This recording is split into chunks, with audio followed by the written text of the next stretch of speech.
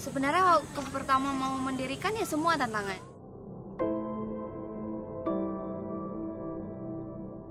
Semua yang di awal yang responnya ya, apa kamu gila gitu. Aku merasa juga ya masa kecilku juga kurang bahagia mungkin ya. Jadi ya ini juga sekalian balas dendam untuk masa kecil lalu gitu kan. Karena pas aku kecil kan Aceh masih dalam konflik gitu kan. Aku masih banyak waktu ya aku berbagi dengan meluangkan waktuku, meluangkan ilmuku untuk di sini gitu. Karena ya aku juga tidak bisa garansi sampai kapan aku hidup gitu.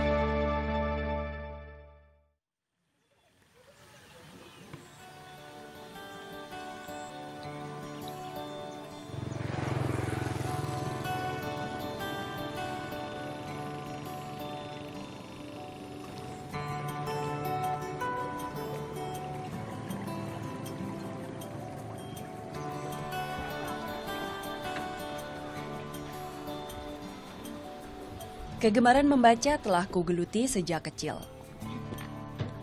Tak sedikit pun deretan tulisan ini membuatku bosan. Bagiku kegemaran ini bak punya teman diskusi.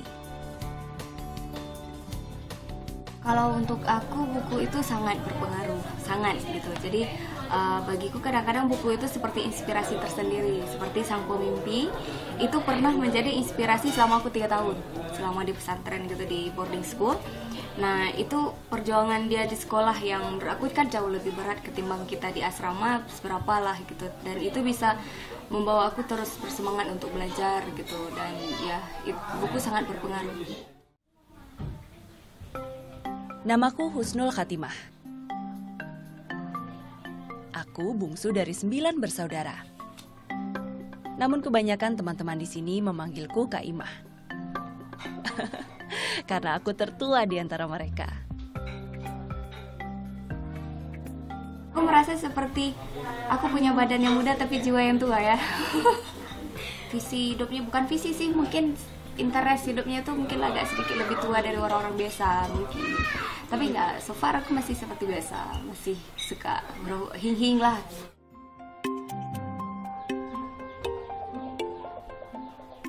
Aku selalu percaya bahwa buku adalah jendela dunia, karena manfaatnya telah kurasakan sangat.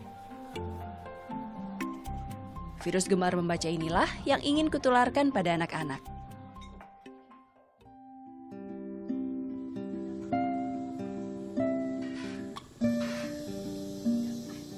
Sayangnya belum semua generasi muda di sini memiliki kebiasaan gemar membaca, terutama anak-anak. 3 tahun silam anak-anak kampungku terserang demam game PlayStation. Saking parahnya pernah ada anak yang tertangkap mencuri demi bisa main PS. Jadi aku ngerasa itu udah urgent. Kalau nggak ditarik, kalau tidak diselesaikan itu akan merembes ke anak-anak yang lain. Bahkan akan terbentuk buku-buku yang kriminalnya, oh ini bagian yang nyuri, ini bagian, dan aku takut yang seperti itu. Aku takut nanti bukan hanya anak-anak itu, bahkan keponakanku sendiri bakalan ikutan gitu kan. Jadi ya aku merasa ya kita nggak bisa garansi ya hidup kita itu kapan. Yuk yuk, boleh nih bah, boleh nah.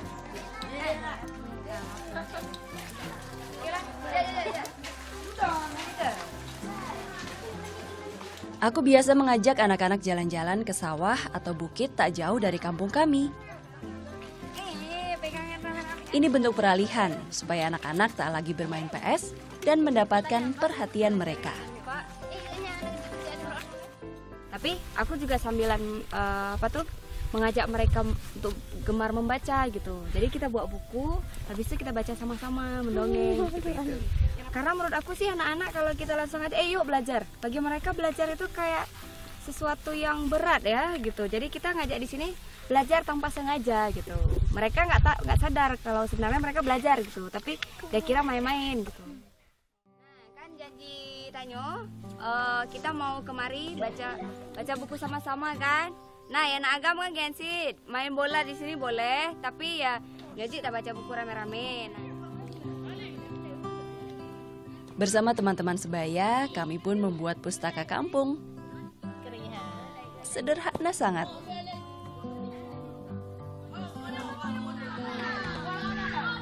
Nekat, mustahil. Itu yang orang tua dan warga kampung bilang dulu. Ya, mungkin bisa dibilang begitu. Tapi cibiran itu tak menyurutkan niat kami. Aku hanya ingin membuktikan tak ada yang tak mungkin di dunia ini jika kita berusaha sekuat tenaga. Kalau tidak dimulai, mau sampai kapan anak-anak akan terjerumus? Begitu pikirku dulu.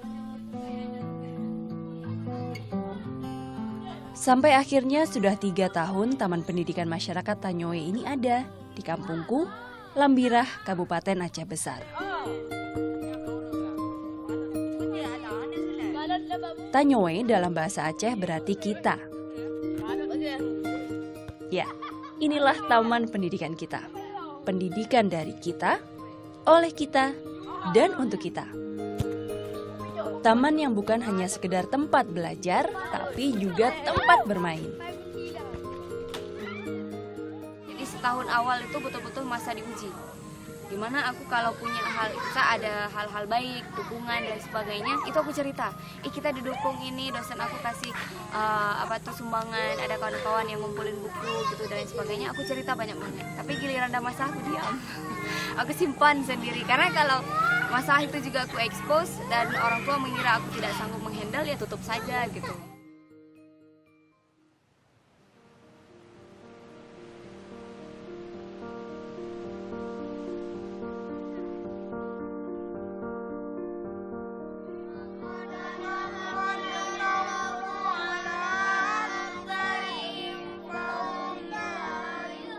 Tiap malam anak-anak mengaji bersama di surau. Malam Jumat ini tak lupa kami mengaji Yasin.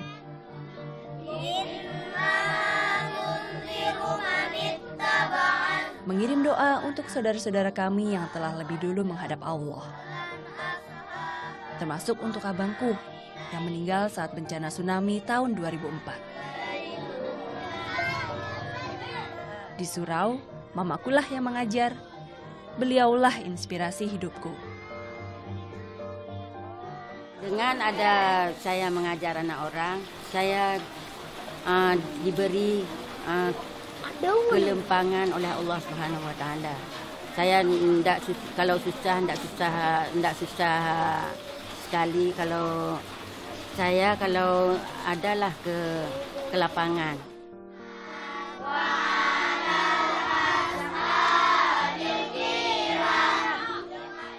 Hanya satu nasihat mama, selagi masih bisa berbuat untuk sesama, maka lakukanlah.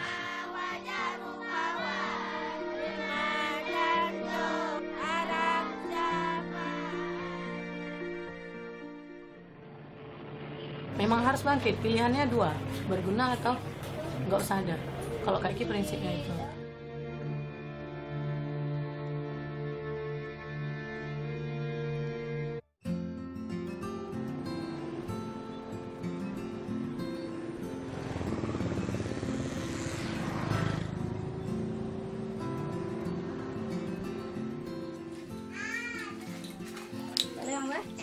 Assalamualaikum. Salam. Hari ini aku berencana mengunjungi seorang kawan di Banda Aceh, Rizky Sopia.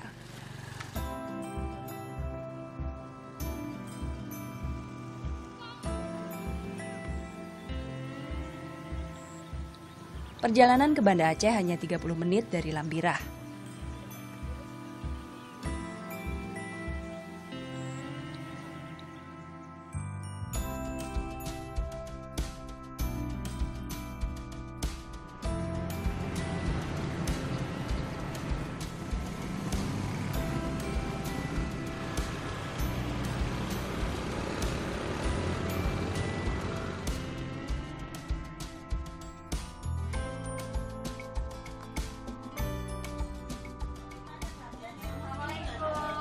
Salam, silakan.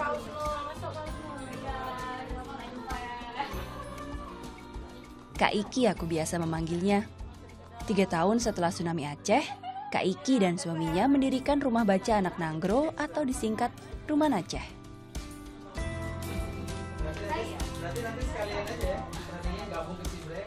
Rumah Baca ini berdiri karena keprihatinan Kak Iki melihat anak-anak Aceh pasca tsunami. Kalau anak-anak korban tsunami itu kalau trauma masih trauma. Ya, tapi kita kan memulihkannya kalau nggak bisa 10, ya pulihkan lah barang-barang 4, 5 atau 6. Dan itu udah kami laksanakan. Kalau sekarang anak-anak cuma numpang belajar aja, belajar sama bermain di sini. Pulang ke rumah masing-masing. Karena dulu kan belum punya rumah ya. Waktu habis tsunami itu belum punya rumah anak-anak.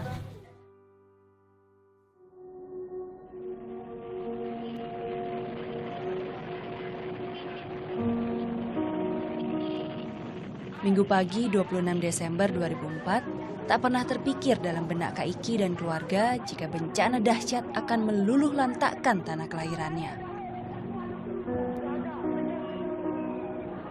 Data dari BNPB, gempa berkekuatan 9,3 skala Richter yang disusul dengan tsunami itu telah merenggut lebih dari 173.000 jiwa, 116.000 orang dinyatakan hilang, dan hampir setengah juta orang jadi pengungsi.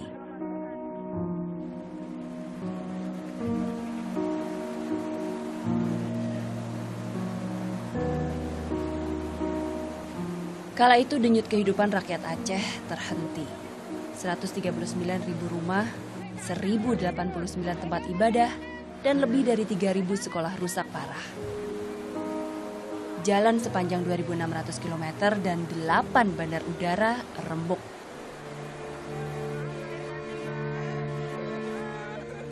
Bencana telah mematikan sekitar 140.500 usaha kecil dan menengah. Nestapa lantaran tsunami kala itu diduga merugikan rakyat Aceh hingga 56 triliun rupiah.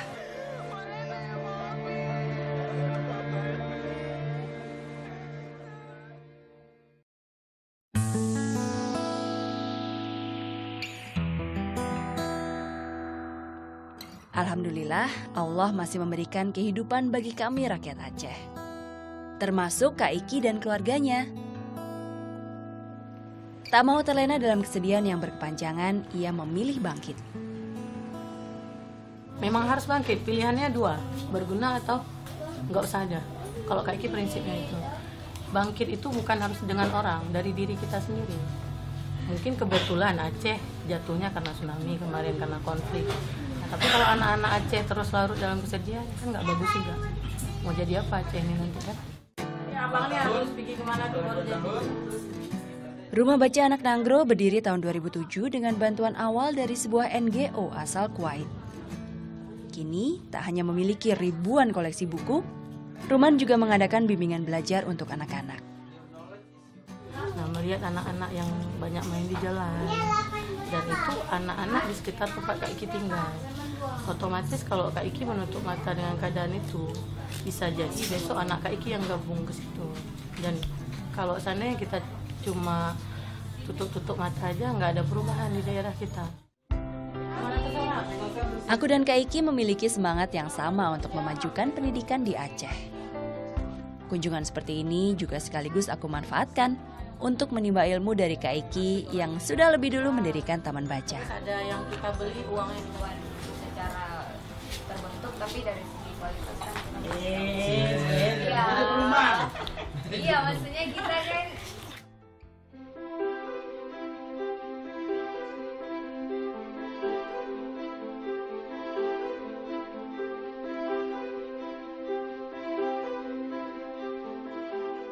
Sepuluh tahun pasca tsunami, Aceh mulai berbenah.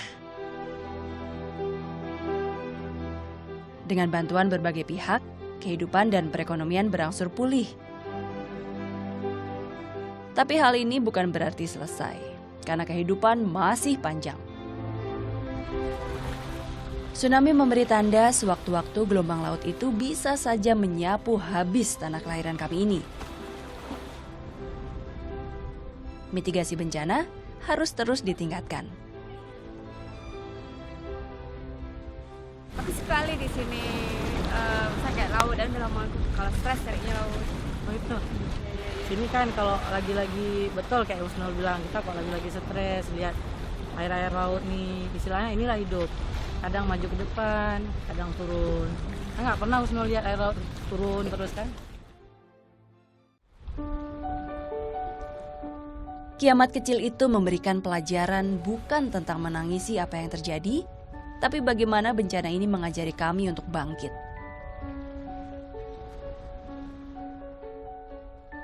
Dahsyatnya gelombang tsunami mungkin memang telah merenggut keluarga, sahabat, dan rumah kami. Tapi tidak semangat kami.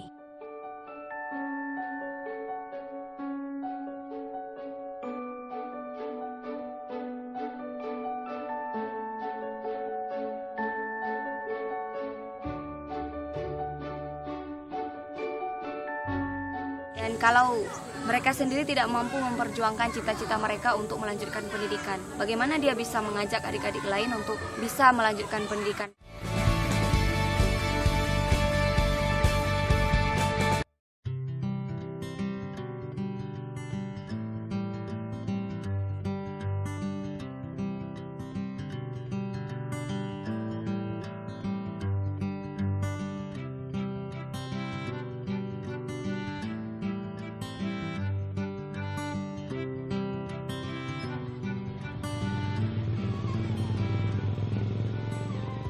Hari ini, aku bersama kawan-kawan relawan menggelar kampanye membaca.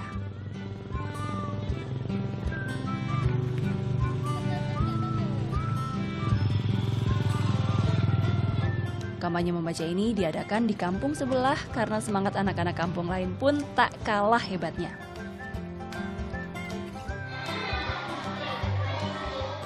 Hal ini yang tengah kami fasilitasi.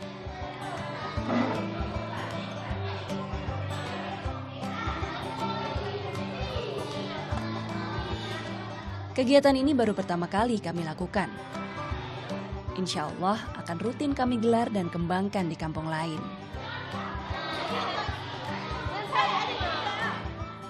Anak sendiri bisa dibilang anak-anak di sini lebih antusias kepada buku. Maksudnya selama TPM berdiri, mereka itu sekarang lebih dominan dua kampung sekarang. Sekarang kampung ini satu sama kampung Lamberah satu. Yang lain itu anak-anaknya kurang terlalu antusias. Misalkan anak-anak di sini bisa dibilang selama TPM berdiri, alhamdulillah mereka inilah yang maksudnya yang selalu hadir. Makanya untuk meningkatkan gemar membaca mereka, makanya kami buat lagi hari ini untuk perpustakaan keliling. Sebenarnya ini baru pertama untuk perpustakaan keliling.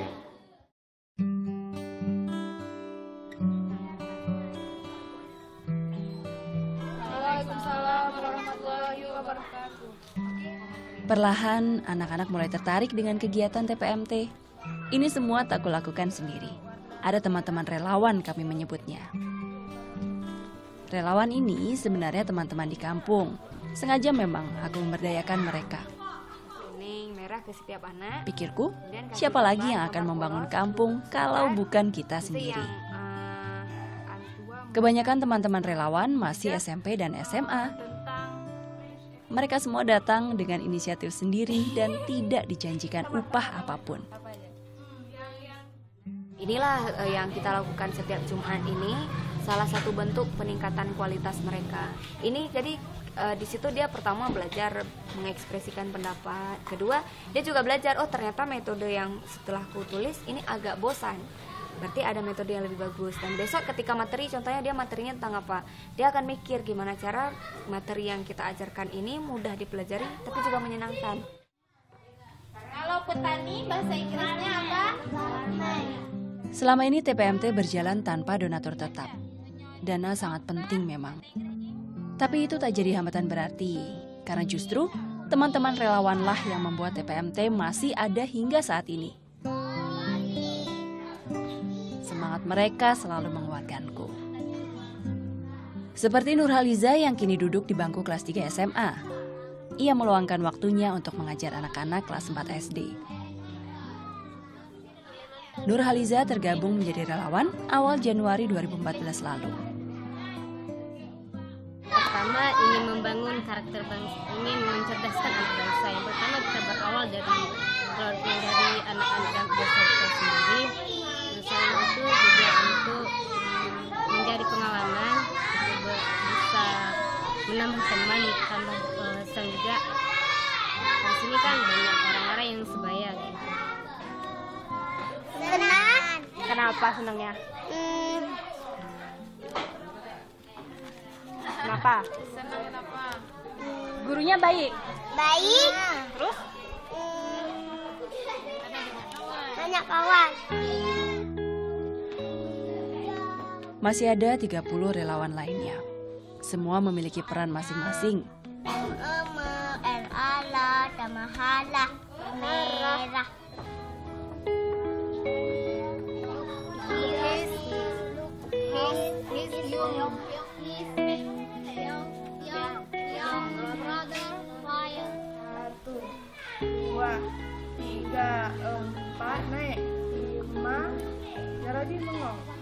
Jika Iza fokus mengajari bahasa Inggris, Nadia Turifdah, mahasiswi semester 6 keperawatan ini, aku percaya untuk mengajari tari ke anak-anak. 1, 2, kan ada 4, 5, uang 5, 6, 7, 8. 1, 2, 3, 7, 8. Karena tari ini tari tradisional ya, tari yang diturunkan dari satu generasi ke generasi selanjutnya.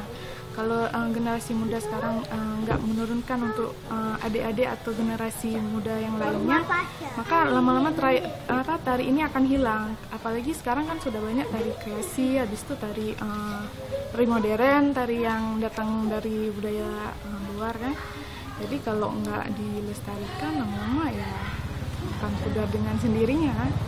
Dan mungkin dari itu saya ikut tergerak untuk mengajarkan adik-adik ini tari tradisional di samping tari kreasi, tentunya kreasi Aceh. Gitu.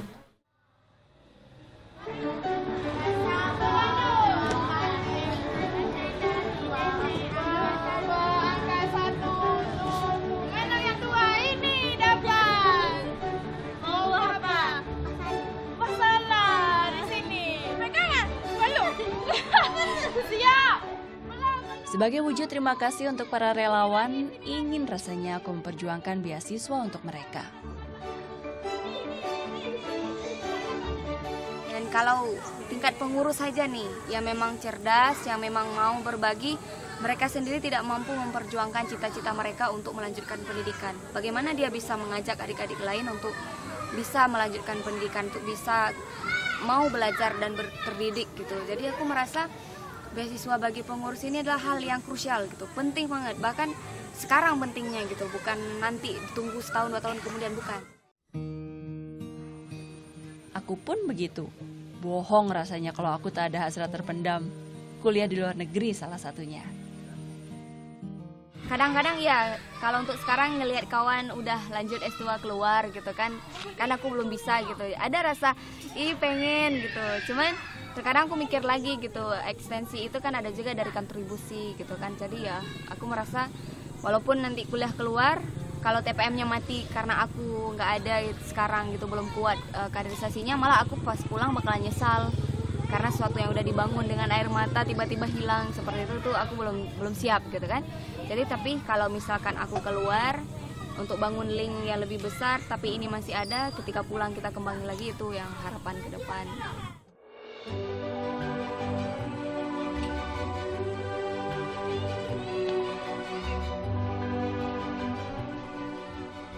Sesekali pernah terlintas dalam benakku. Apakah hidupku ini terlalu membosankan? Karena masa muda yang tak dinikmati dengan maksimal. Namun, bukankah negeri ini akan maju kala anak-anak mudanya yang bergerak membangun?